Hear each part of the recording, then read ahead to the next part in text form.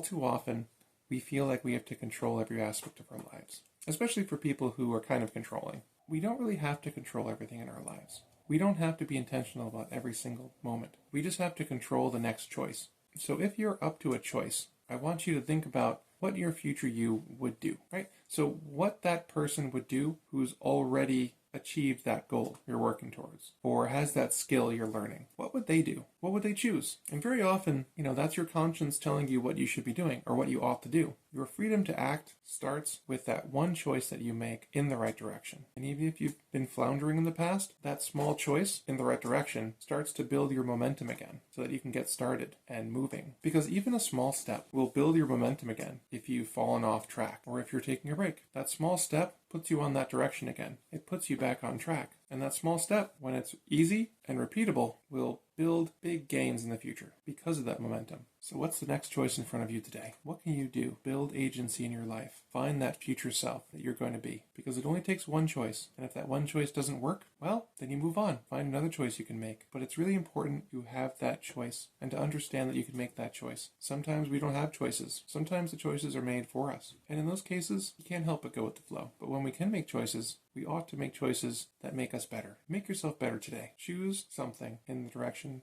that you want to go.